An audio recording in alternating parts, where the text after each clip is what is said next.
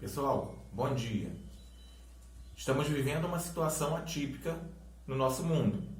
Todos, estamos sabendo disso. Isolamento social, nesse momento, se faz muito necessário. É para o nosso próprio bem. Mas nem por isso vamos deixar de ter nossas aulas. A escola Chapeuzinho Vermelho contactou com nós, professores, para que pudéssemos estar realizando essas aulas de forma EAD, ou seja, à distância, online. E, nesse momento, eu estou aqui para gravar para vocês essa mensagem e passar para vocês algumas atividades. Ontem eu fiquei o dia inteiro preparando e gostaria que vocês levassem a sério, porque é conteúdo a ser estudado. Nós vamos, quando retornarmos, em breve, nós vamos fazer uma revisão desses conteúdos, mas vocês já terão por base alguma noção do que nós iremos revisar. Então é preciso que vocês levem a sério, que vocês façam as atividades, assistam aos vídeos que nós, professores, estamos enviando para vocês. Eu baixei alguns vídeos referente ao conteúdo e ao livro de vocês. Então eu gostaria que vocês levassem a sério, mais uma vez, e fizessem as atividades. Então vamos lá. O sexto ano, eu separei as atividades de história, tá? Tudo que eu vou falar agora é relacionado às atividades de história. Para o sexto ano, o assunto é Mesopotâmia. E vocês vão assistir ao vídeo sobre a Mesopotâmia, a explicação que o professor do vídeo está dando sobre a Mesopotâmia, e vão realizar as atividades do livro da página 76 até a página 85. Qualquer dúvida, vocês já terão um contato e poderão contactar conosco, tá certo? Sétimo ano, vai falar sobre as grandes navegações. O conteúdo está no livro da página 8 à página 27, porque no sétimo ano nós começamos utilizando o livro as páginas mais à frente. Nós falamos do Renascimento, já falamos disso, que está o assunto mais à frente. Então voltamos agora para a página 8. Oitavo ano, nós vamos falar sobre as revoluções industriais, a Revolução Industrial. A Revolução Industrial, o assunto está no livro de vocês, da página 29 à página 39. E o nono ano vai falar sobre a República Velha. Nós já tínhamos iniciado o assunto, já tínhamos conversado, feito até exercícios, e agora eu peço que vocês releiam o material do livro e façam os exercícios da página 8 à página 41. Todos esses assuntos tem nas aulas vídeos que estão sendo enviadas para vocês, tá certo? Muito obrigado e fiquem com Deus.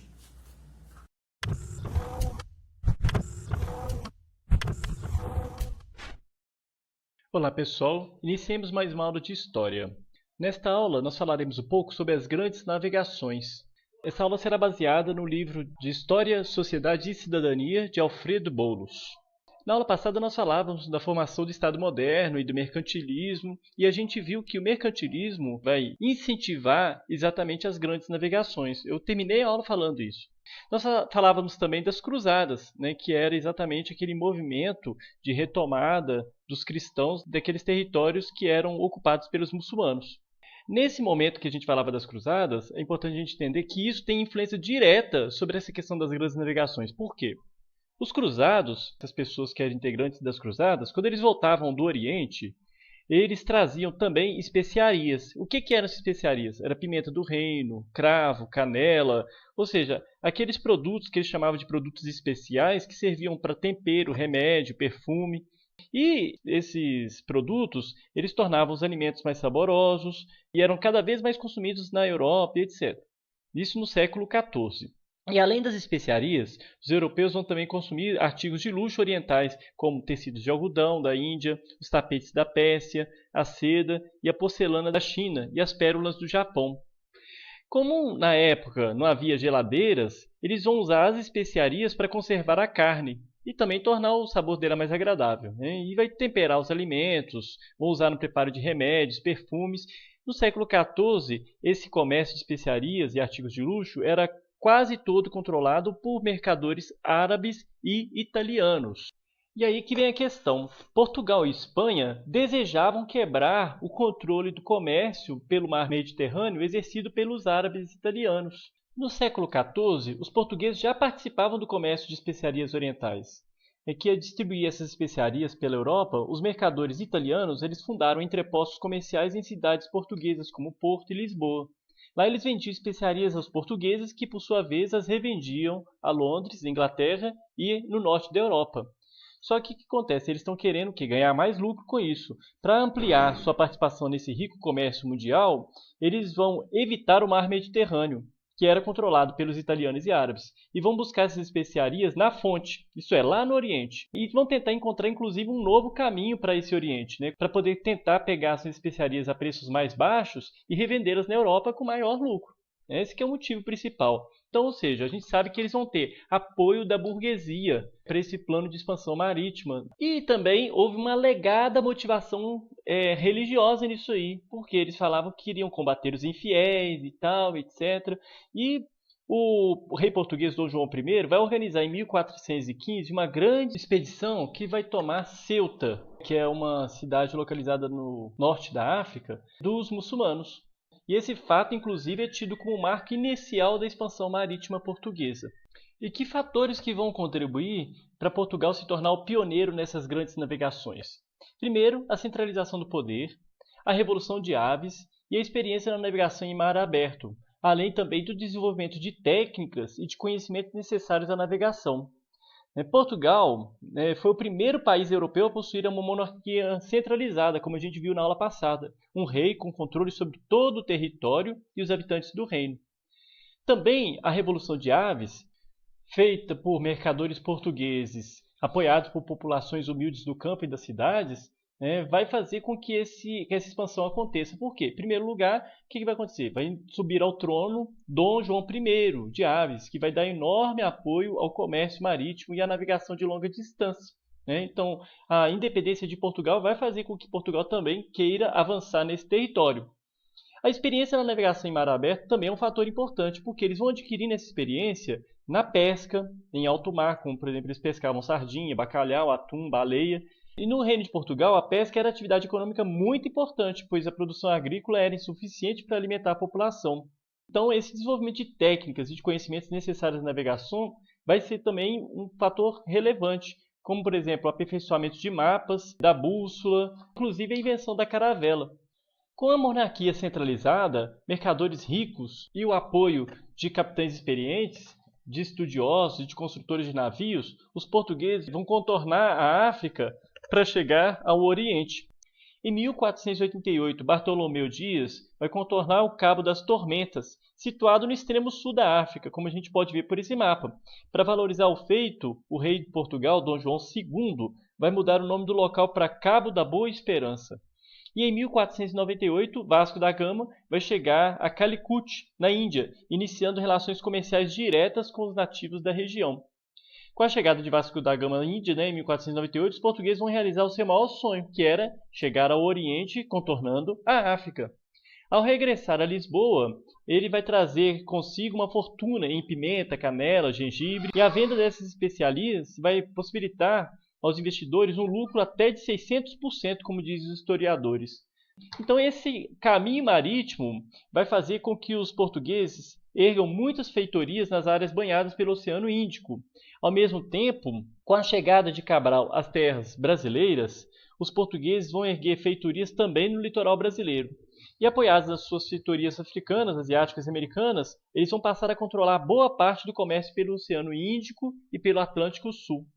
Portugal, então, vai se tornar a cabeça de um imenso império, o Império Ultramarino Português. Agora, existia também a concorrência espanhola. Os reis espanhóis, Fernando e Isabel, também se aplicavam na busca de um novo caminho marítimo para o Oriente. E em 1492, eles vão aprovar um audacioso plano do navegador Cristóvão Colombo. O plano de Colombo consistia em buscar o Oriente navegando em direção ao Ocidente, isto é, dando a volta em torno do mundo. Colombo acreditava que a Terra era redonda, ele pensava que ela era menor do que é. E ele pensava que com isso ele conseguiria dar a volta e chegar ao Oriente por trás, ou seja, dando a volta à Terra. E ele vai sair do porto de Palos com 3 caravelas, Santa Maria, Pinta e Ninha. E depois de velejar cerca de 2 meses, embalado por fortes ventos favoráveis, ele vai ter uma surpresa. Vai encontrar um continente novo para os europeus, a América. Era 12 de outubro de 1492. Mas como ele pensou que tinha chegado às Índias, ele vai chamar os habitantes de índios, né, os diferentes povos que habitavam essas terras havia milhares de anos. Existem controvérsias dessa história, mas vamos contar essa história que é a que é repassada até hoje. A notícia sobre as terras americanas vai causar uma grande guerra entre Espanha e Portugal, porque ambos queriam ter direitos sobre essas terras. Depois de discussões prolongadas, esses países chegaram a um acordo, assinando em 1494 o Tratado de Tordesilhas. Esse tratado riscou no mapa uma linha imaginária. As áreas a oeste dela pertenceriam à Espanha e as localizadas a leste seriam de Portugal, ou seja, a gente dividiria o mundo entre Portugal e Espanha. Assim, aos poucos, Portugal vai avançar na construção de um enorme império marítimo comercial, o mesmo fazendo a Espanha. Animados pelo sucesso de Colombo, os reis espanhóis financiaram outras expedições, entre as quais a primeira viagem feita por Fernão Magalhães e completada por Sebastião de Elcano, que vai comprovar, assim, a esfericidade da Terra. Essa expedição vai durar 3 anos e foi bastante atribulada, morrendo grande parte da tripulação. Animado com o lucro da viagem de Vasco da Gama, o rei de Portugal, Dom Manuel, ele vai decidir enviar outra expedição às Índias, a fim de firmar o comércio português com o Oriente. Essa esquadra, comandada por Pedro Álvares Cabral, vai partir de Lisboa em 9 de março de 1500. Era formada por 13 navios, 10 naus e 3 caravelas. E cerca de 1.500 pessoas, incluindo escrivão, cartógrafos, padres, soldados, navegantes experientes, como Bartolomeu Dias, o primeiro europeu a contornar a África. O rei vai encarregar Cabral de tomar posse das terras que encontrassem pelo caminho. Por isso, Cabral vai ordenar aos pilotos da sua esquadra que se afastem do litoral africano, velejando cada vez mais em direção ao ocidente.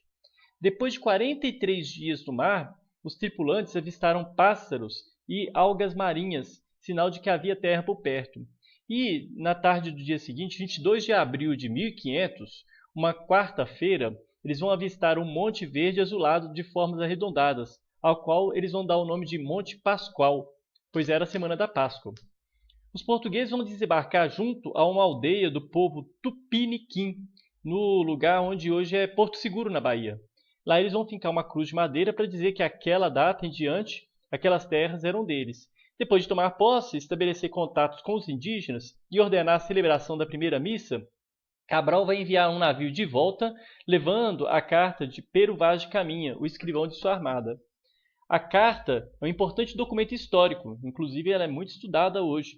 Um dos trechos dessa carta vai falar o seguinte: nesta terra, até agora, não podemos saber se existe ouro nem prata, nem coisa alguma de metal ou ferro. Porém, a terra em si é de bons ares, assim frios e temperados.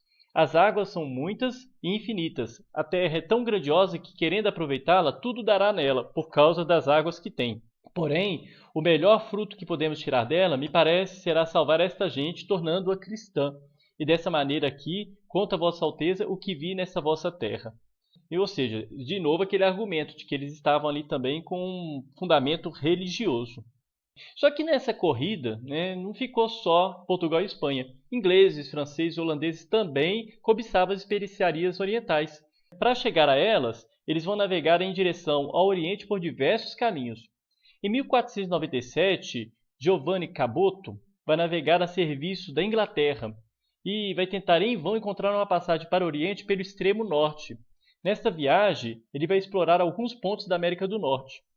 Em 1534, o navegador francês Jacques Cartier vai buscar uma passagem para o Oriente pelo Oeste, através do extremo norte. Ele vai explorar o rio São Lourenço e tomar posse em nome do rei da França de parte dos atuais Canadá e Estados Unidos. Tanto os ingleses quanto os franceses daquela época dedicavam-se à pirataria. A gente falou sobre ela na aula passada, erguendo várias feitorias na África e na Ásia. Os franceses chegaram a invadir o Brasil 2 vezes, inclusive. A Holanda vai se lançar as navegações só no final do século XVI, mas em poucas décadas vai conquistar terras em diversos continentes. Região do Cabo, na África, Java, Ceilão, Ilhas Molucas, na Ásia, Nova Amsterdã, na atual Nova York, Antilhas e Nordeste do Brasil, na América. As grandes navegações vão provocar importantes mudanças no cenário mundial. Em primeiro lugar, o extraordinário crescimento do volume e do valor do comércio mundial. O Atlântico vai passar a ser mais importante do que o mar Mediterrâneo, como via de comércio. Com isso, a gente vai ter um declínio das cidades italianas e a ascensão dos países banhados pelo Oceano Atlântico, como, por exemplo, Portugal, Espanha, Inglaterra, França, Holanda. Os europeus vão erguer vastos impérios coloniais e se apropriar da riqueza dos povos africanos, asiáticos e ameríndios. E também a gente vai ter uma tomada de consciência dos europeus do tamanho da terra e da enorme diversidade cultural entre os povos. E assim eu encerro essa pequena aula sobre as grandes navegações. É importante a gente ressaltar de que há algumas controvérsias nessa história, né? Por exemplo, que na época da assinatura do Tratado de Tordesilhas, eles tinham real conhecimento de quais terras que existiam na América, etc. Existem também outras histórias contando que Pedro Álvares Cabral não chegou no Brasil por acidente, né, que na verdade ele já sabia o que ele estava procurando e assim por diante. Aqui nós não vamos entrar no mérito, aqui é só para poder explicar o que a história conta até então, né, vamos dizer assim, de um ponto de vista eurocêntrico. Né? Então, muito obrigado pela atenção, até a próxima aula.